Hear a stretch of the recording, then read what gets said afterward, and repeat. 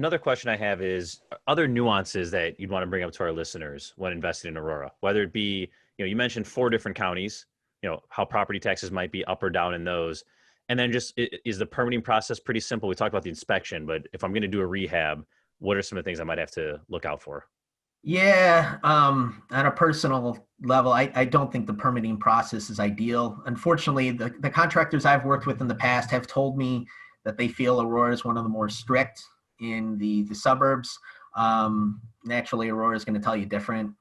It's the best ever. But I don't think that's one of the stronger points is the ease of permitting. And I think a lot of that comes down to the fact that you've got that older housing stock where you think 50 years ago and people cut these houses up 6 different ways and rented them out. And, the city, for instance, won't allow you to take a single family home and turn it into a boarding house. So, house hacking, as it might be considered, is no longer permitted.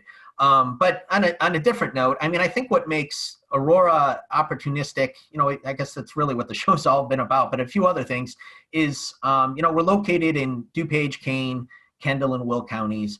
And to me, when you compare those counties to like Cook County, when it comes to eviction, it's far easier. So I as much as I hear about state of Illinois is not landlord friendly, I disagree with that. Cook County is not necessarily landlord friendly, in my opinion, being out here in Aurora, but yeah, it's certainly an advantage to Aurora. And then there's all those redevelopment programs. We've got what's considered the best high school in the nation, private school called the 𝗬𝗃𝗃, the Illinois Math and Science Academy.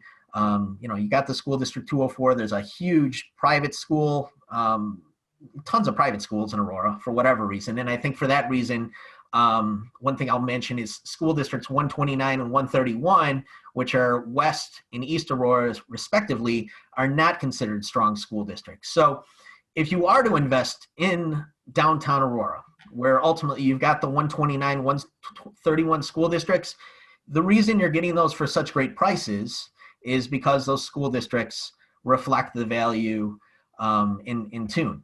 So I'm a big fan of buying 1 and 2 bedrooms or small 3 bedrooms if you're looking for the long-term buy and hold that aren't going to be necessarily school district centric. So if you can find stuff like that, which to me is really off of like 88 and Farnsworth, there's opportunities there. And then everybody loves the 3-bedroom, 1-bath ranch. And there's a ton of them here in the west side of Aurora that were all built in the 60s that do really well when it comes to the price to sales, or the rent to sales price ratio. So I like looking at those and showing people those because those aren't going anywhere. Everybody loves them. They're all first time affordable housing type stuff under $200,000.